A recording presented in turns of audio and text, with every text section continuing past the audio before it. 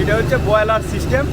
এইখান থেকে স্টিম যাচ্ছে, ওই হাঁড়িতে যখন ভাপাই নিচ্ছে আর নিচ্ছে, ওই স্টিম থেকে সব কিছু কাজটা হচ্ছে।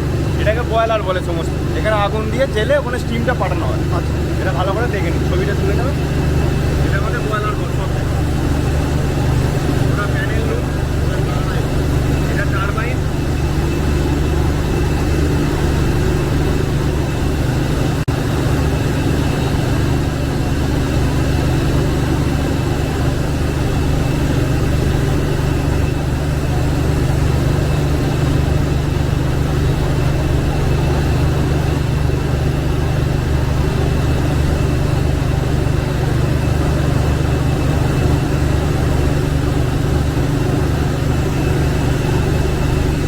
টারবাইন কোনটা? এটা টারবাইন।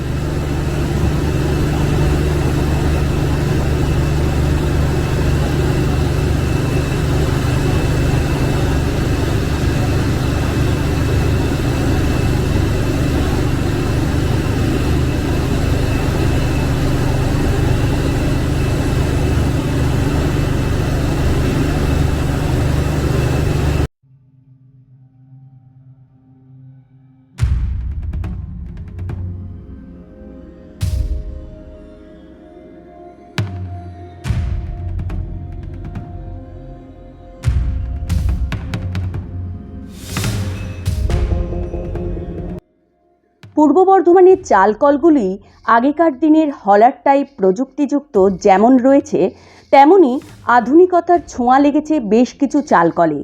প্রযুক্তির রকম ফের হলেও চাল উৎপাদনের ক্ষেত্রে পূর্ব বর্ধমান জেলার নাম শুধু এ রাজ্যে কেন, সমগ্র দেশের মধ্যে চাল উৎপাদন কেন্দ্র হিসেবে এই রাজ্য নজর কেড়েছে। আর সেটা সম্ভব হয়েছে পূর্ব বর্ধমান জেলার বর্ধমানের আশপাশের এলাকায় গড়ে ওঠা চাল কলগুলির জন্যই।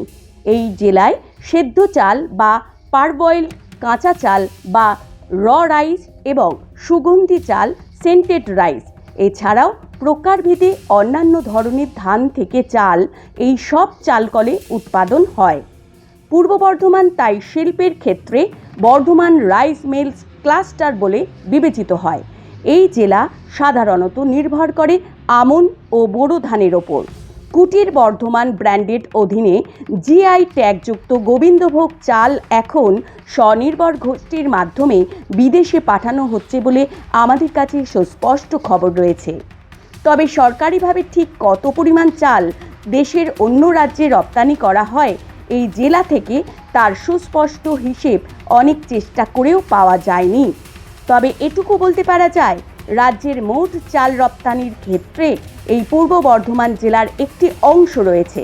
প্রধান চাল উৎপাদনকারী রাজ্য হিসেবে প্রথম পশ্চিমবঙ্গ, দ্বিতীয় উত্তরপ্রদেশ, পাঞ্জাব এবং ওড়িশা। 2024-25 অর্থবর্ষে পশ্চিমবঙ্গে চাল উৎপাদন হয়েছে 15 মিলিয়ন টন, উত্তরপ্রদেশে 14 মিলিয়ন টন, পাঞ্জাবে 12 এবং অন্ধ্রপ্রদেশে 11 মিলিয়ন টন উৎপাদন হয়েছে বলে আমাদের কাছে খবর রয়েছে। তেলেঙ্গানা রাজ্যে চাল উৎপাদন হয়েছে 7.5 মিলিয়ন টন। তবে সমগ্র ভারতে মোট উৎপাদিত চালের মধ্যে 13.62% পশ্চিমবঙ্গ যোগান দেয় বলে জানা গেছে।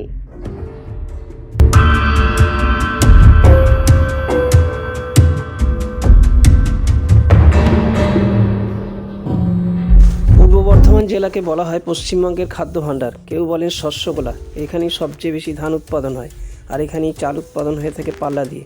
চাষিদের ভাত ঘরে এই পূর্ব বর্ধমান জেলায় ধান চালের ব্যবসা নিয়ে আর 5টা জেলাকে অনেকটা এগিয়ে।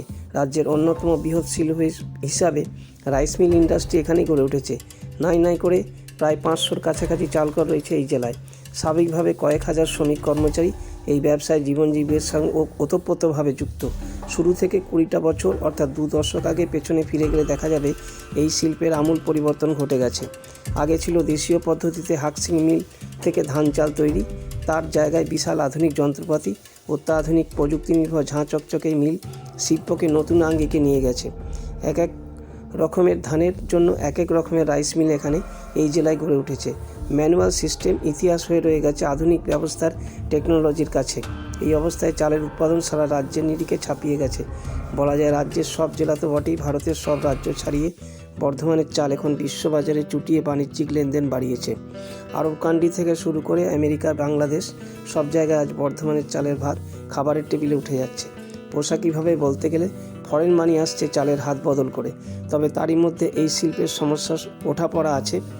চালকল শিল্পের সঙ্গে দীর্ঘকাল যুক্ত থাকা রাজকুমার সাহানা বলেছেন, আজকের প্রজন্ম প্রযুক্তি নির্ভর এই শিল্পের সঙ্গে নিজেদের অনেকটা মানিয়ে নিতে পারছে। ব্যাংকের সহযোগিতা অনেকটাই বেড়েছে, তবুও বিভিন্ন কারণে প্রায় শতাধিক রাইস মিল বন্ধ আছে। যদিও নানা ঘাত প্রতিঘাতে আন্তর্জাতিক বাজারে বর্ধমানের নাম উঠে এসেছে, সে রাইস মিলের দৌলতে হারিয়ে গেছে শুধু ঢেঁকির স্মৃতি।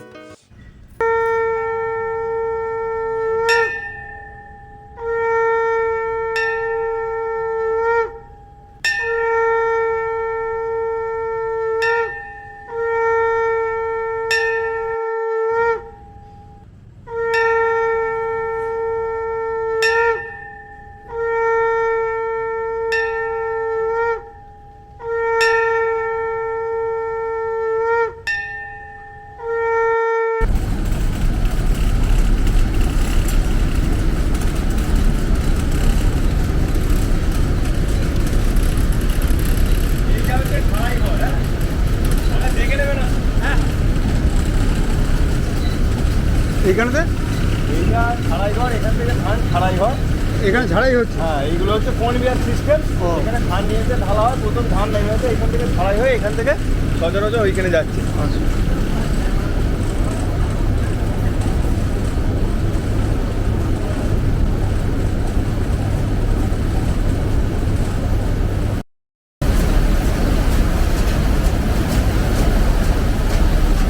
কাছে যাওয়া যাবে না?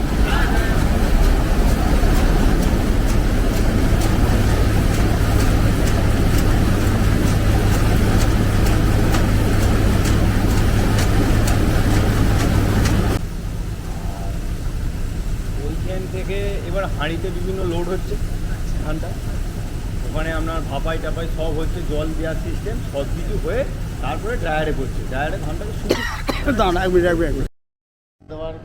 এইটা প্ল্যান ঘর। এখানে আপনার ধান শুকনো হয়ে এখানে আসছে, এখান থেকে সমস্ত ভানা হচ্ছে, ধানটা দিয়ে চাল ঘরে যাচ্ছে। এখানে সিল্কি শটের সমস্ত চাল পালিশ হয়ে এখানে যাচ্ছে। এইখানে সব মেশিনারিগুলো এইটার জন্য। আচ্ছা, সেটা দেখে নিন।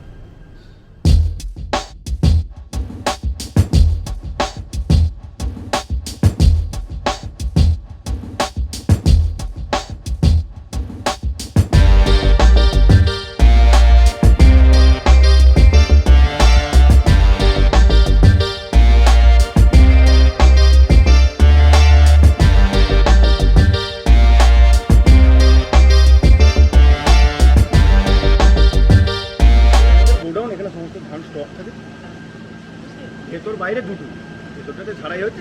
কতদিন ধরে কাজ করছেন এখানে? 6 বছর হলো। কি নাম? আমরা বলো তাপস কুন্ডু। হ্যাঁ, তাপস কুন্ডু। তাপস কুন্ডু। আপনার? আশিস গায়েন। গায়েন, আচ্ছা। আমার নাম হচ্ছে গণেশ ঘোষ। Ganesh Ghosh, boiler operator. আচ্ছা। বয়লার এটা মিস্ত্রি সব। হ্যাঁ হ্যাঁ আর আমার হচ্ছে হ্যাঁ, অম্লান হাজরা। হ্যাঁ, আমিও ধান চাল সব চেকিং এর দায়িত্বে থাকি, অফিসে গদিতে থাকি। অম্লান হাজরা। হাজরা। আচ্ছা, বেশ।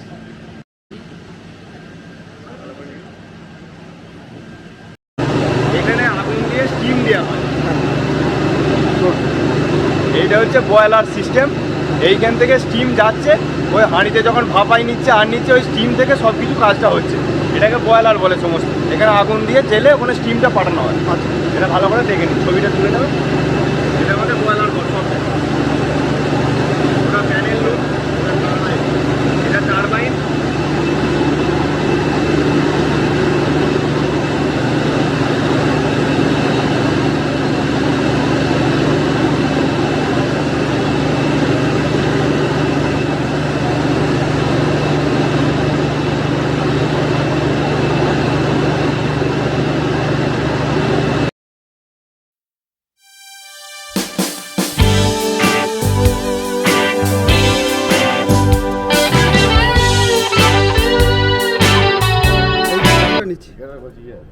এইটাকে বলে খুদ আর রিজেকশন।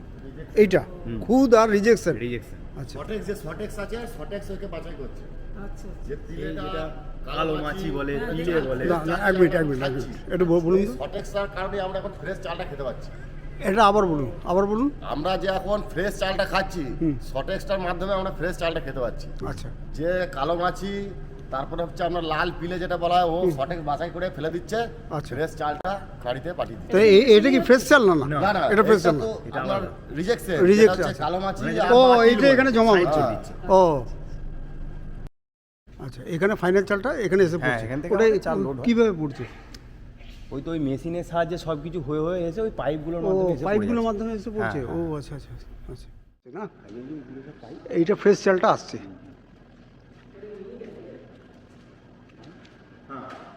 আচ্ছা, ফ্রেশ চালটা তো একদম বাছাই ফাছাই সমস্ত হয়ে এখানে এসে পড়ছে। ও তো একদম হ্যাঁ, এবার প্যাকেট হয়ে বেরিয়ে যাচ্ছে আর এখানে কিছু করার হ্যাঁ নেই। হ্যাঁ, এখানে প্যাকেট হয়ে বেরিয়ে যাচ্ছে।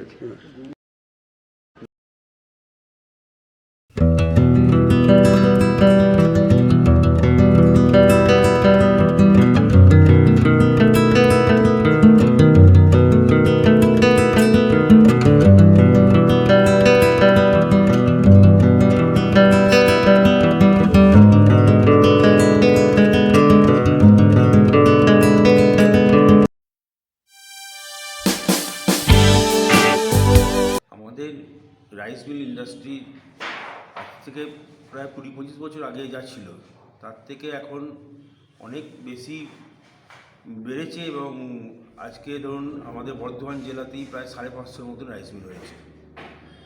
এবং এটার একটা কারণ হচ্ছে যে এক্সপোর্ট বাড়াতে এই আমাদের ইন্ডাস্ট্রিটা খুবই আশা বাড়ছে, এই ইন্ডাস্ট্রি বাড়ছে, তাই তো? ইন্ডাস্ট্রিটা বাড়ছে।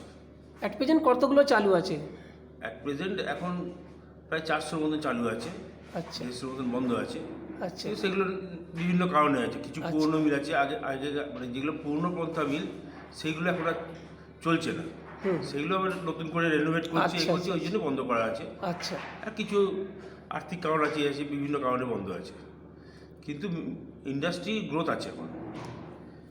ব্যাংকের সাপোর্ট কতটা পাওয়া যাচ্ছে? ব্যাংক ভালোই সাপোর্ট দেয়, ব্যাংকের সাপোর্টের জন্যই আমাদের ইন্ডাস্ট্রি গ্রো করছে, কারণ ব্যাংকের সাপোর্ট ছাড়া তো কোনো ইন্ডাস্ট্রি গ্রো করতে পারে না। আচ্ছা এবং এখন যেহেতু একটু স্লো ডাউন হয়েছে বায়াস মার্কেট বলে, আচ্ছা বিদেশে যেটা এক্সপোর্ট হতো এখন ওরা চালের দামটার উপর নির্ভর করছে। আচ্ছা আমাদের দামটা অত্যধিক বেড়ে যাওয়াতে একটুখানি স্লো ডাউন হয়েছে, আচ্ছা কিন্তু এটা আশা করা যাচ্ছে যে এটা বেশি দিন, কারণ খাদ্য সামগ্রী সবাইকারই লাগে। হ্যাঁ হ্যাঁ এবং আমাদের মেনলি যেগুলো রাইস মানে চাল যাদের মেন খাদ্য যে যে দেশে, সেই দেশের চাল আমাদের এক্সপোর্ট হচ্ছে। আচ্ছা আচ্ছা আমাদের বর্ধমান জেলাকে বলা হয় শস্যগোলা, ভারতবর্ষের শস্যগোলা বলা হয় বর্ধমান জেলাকে। সেইখানে আমাদের ইন্ডাস্ট্রি, বর্ধমান জেলার ইন্ডাস্ট্রি ভবিষ্যৎ খুবই ভালো আছে। কোন কোন মানে রাজ্যে বা ভারতবর্ষের বাইরে কোন কোন দেশে ভারতে আমাদের বর্ধমানের চাল যায়? আমাদের বর্ধমানের চাল ভারতবর্ষের মধ্যে মোটামুটি আপনি বিহার বলুন, ঝাড়খণ্ড বলুন, ওইদিকে আসাম আছে, মেঘালয় মানে নর্থ ইস্টের দিকে যায়, কিছুটা উত্তরপ্রদেশ যায়, আর দক্ষিণ ভারতে যায়। দক্ষিণ ভারতে অবশ্য বেশি খাস চাল আর সরু চালটা বেশি যায়। আর বাইরে বাংলাদেশ, শ্রীলঙ্কা, আমাদের আফ্রিকাতে যায়, আমেরিকা, ইউরোপেও প্রচুর চাল যায়, সাউথ আমেরিকা একটা বড় মার্কেট আমাদের। সরকারের ভূমিকা কি এই ইন্ডাস্ট্রিকে বাঁচিয়ে রাখার জন্য? সরকারের ভূমিকা এই ইন্ডাস্ট্রিকে বাঁচিয়ে রাখার জন্য খুবই সদর্থক। এবং আজকে সরকার যেটা করছে যে চাষিদেরকে সর্বোচ্চ মূল্যে এমআরপিতে যে ধানটা কি নিচ্ছে চাষির কাছ থেকে, সেইটা আমাদের রাইস মিলকে দিচ্ছে, যে ধানটা ভাঙিয়ে চালটা নিয়ে নিচ্ছে সরকার। তো এইটার জন্য এই যে সিএমআর বলে, কাস্টম মিলিং রাইস, আচ্ছা এইটার জন্য আমাদের ইন্ডাস্ট্রির পক্ষে খুবই সুবিধা হয়েছে যে সরকার যে টাকাটা দিচ্ছে এই ধানটা ভাঙিয়ে দেওয়ার জন্য, বানি মিলিং যেটা বলা হয়, সেটা রাইস মিলের পক্ষে খুবই ভালো হয়েছে। এবং রাইস মিলগুলো এতে উপকৃত হচ্ছে, কারণ একটা বড় অংশ রাইস মিল যে সময়টা বন্ধ রাখতে হতো, সেই সময়টা প্রোডাকশনটা করে রাইস মিলটা ইন্ডাস্ট্রিটা চলছে। এই মুহূর্তে সরকারের কাছে আপনাদের কি কোনো দাবি দেওয়া আছে? সেরকম দাবি দেওয়া কিছু নেই, কিন্তু একটুই আছে, যেটা ওই বানি মিলিং যেগুলো আছে ওর কস্টিংটা নিয়ে একটু সরকারকে বিবেচনা করাটা আমরা বলেছি। আমরা আবেদন রেখেছি সরকারের কাছে, সরকারও বিবেচনা করছে।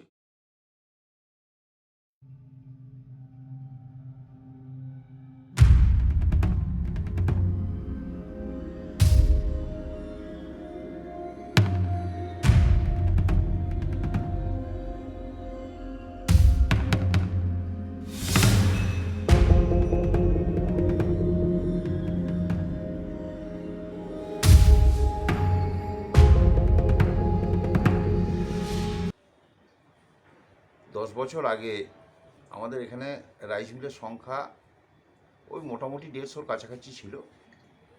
তখন আমাদের একটা বিশাল বর্ধমান জেলার জন্য চালেরও একটা নাম ছিল, যেহেতু বর্ধমান জেলা হচ্ছে শস্য গোলা, শস্য ভাণ্ডার বলা হয়।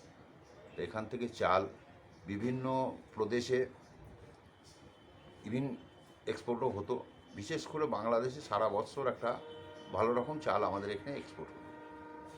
কিন্তু রাইস মিল ইন্ডাস্ট্রি আস্তে আস্তে করে দেখা যাচ্ছে যে যেসব স্টেটে আমরা চাল পাঠাতাম সেখানে ধানেরও প্রোডাকশন কম ছিল, কিন্তু বর্তমানে বৈজ্ঞানিক পদ্ধতিতে এখন সব জায়গাতেই জলের সেচের ব্যবস্থা মোটামুটি একটা স্থিতিশীল জায়গায় আছে। সেখানেও ধান চাষ ভালোভাবেই হচ্ছে এবং রাইস মিল ইন্ডাস্ট্রি আস্তে আস্তে সমস্ত স্টেটই ব্যাপকভাবে অত্যাধুনিক রাইস মিল গজিয়ে উঠছে, যার জন্য বর্ধমান জেলায় আমাদের রাইস মিলের ডিমান্ডটা খুব আস্তে আস্তে সীমিত হয়ে যাচ্ছে। অ্যাট প্রেজেন্ট কতগুলো রাইস মিল আছে? এক প্রেজেন্ট মোটামুটি ধরুন 600-র উপরে, আতপ সেদ্ধ মিলে 600-র উপরে বর্ধমান জেলায় রাইস মিল আছে। বন্ধ কতগুলো আছে? বন্ধ আছে মোটামুটি 200-র ওপর। না, আপনি যে 600 বললেন তার মধ্যে 200-র ওপর বন্ধ আছে। এবার বন্ধ হচ্ছে প্রতি বৎসরই ধরুন 10-15টা করে নতুন নতুন অত্যাধুনিক রাইস মিল তৈরিও হচ্ছে। যেহেতু আমাদের এখানে শিল্প সম্ভাবনা পূর্ব বর্ধমান জেলায় খুব কম, যারা এখানকার ভূমিপুত্র তারা আমরা রাইস মিল ইন্ডাস্ট্রিটাকেই আমরা বেছে নিয়েছি, যে এছাড়া আমাদের এখানে বিকল্প কিন্তু আমরা কোনো দিশা দেখতে পাই না। পুরোনো দিনের রাইস মিল আছে সেগুলো আস্তে আস্তে দুর্বল হয়ে তারা বন্ধ করতে বাধ্য হচ্ছে, কারণ অত্যাধুনিক প্রযুক্তি লাগাতে গেলে যে বিপুল অঙ্কের টাকার পরিমাণ দরকার হয় সেই ঠিকমতো আমরা ব্যাংক থেকেও সহায়তা পাচ্ছি না, বা হয়তো আমরা সেটাকে আমরা মানসিকতাও মধ্যে আনতে পারছি না যে এত টাকা ইনভেস্ট করার পর আমরা রিটার্ন পাবো। কতজন শ্রমিক এই ইন্ডাস্ট্রির সঙ্গে যুক্ত আছে? আমাদের এখানে মোটামুটি 40,000-এর মতো শ্রমিক রাইস মিল ইন্ডাস্ট্রির সঙ্গে পূর্ব বর্ধমানে যুক্ত আছে। সবই কি মানে এখানকার না বাইরের কোনো? বাইরে ধরুন তার মধ্যে অ্যাবাভ 70% হচ্ছে আমাদের লোকাল, 30% বাইরে। কোন কোন স্টেটে? বিহার থেকে আসে, আপনার উড়িষ্যা থেকে আসে, ঝাড়খণ্ড থেকে আসে। এই যে আপনি বললেন যে মিলগুলো বন্ধ হয়ে গেছে, এর কারণগুলো কি, মানে এই মুহূর্তে সমস্যাটা কি? এই কারণ হচ্ছে দেখুন, এখন হচ্ছে অ্যাডের দিন, ব্র্যান্ডিংয়ের দিন। এবার কিছু কিছু মিল খুবই প্রোগ্রেস করছে, এগিয়ে যাচ্ছে, কিছু মিল রুইন্ড হয়ে যাচ্ছে যে অর্থনৈতিক অবস্থার জন্য। যে অ্যাড করতে গেলে যে বিপুল পরিমাণ টাকার প্রয়োজন হয়, বা যে ম্যান পাওয়ারের দরকার হয়, বা যে অ্যাডমিনিস্ট্রেশনের দরকার হয়, সেটা পুরনো আমলের চিন্তাভাবনায় তারা করে উঠতে পারছে না, বা অর্থনৈতিকভাবে তারা পিছিয়ে পড়ছে, যার জন্যই তারা ব্র্যান্ডিং করতে পারছে না। তার জন্যই আপনারা যেটা বলেন যে চালের এত বাজার বাড়লো কেন, চালের অরিজিনালি বাজার কিন্তু এখানে প্রচুর ফ্ল্যাকচুয়েট করে। আর এই যে আপনার যেটা বলছিলাম যে অর্থনৈতিক ব্যবস্থাটা কীরকম এই ইন্ডাস্ট্রির পরে? অর্থনৈতিক ব্যবস্থা বলতে দেখুন, এবার ব্যাংক এখন ফুললি সিকিউর, তারা অনেক জায়গাতে তারা টাকা দিয়ে টাকা অনাদায়ী তাদের হয়ে যাওয়ার জন্য, যার জন্য এখন তারা রেস্ট্রিকশন এনেছে প্রচুর। ব্যাংকের ঋণ কমিয়ে দিয়েছে? ব্যাংকিং কমিয়ে দিয়েছে, মানে তারা 100% গ্যারেন্টি ছাড়া তারা কোনো লোন দিতে চাইছে না।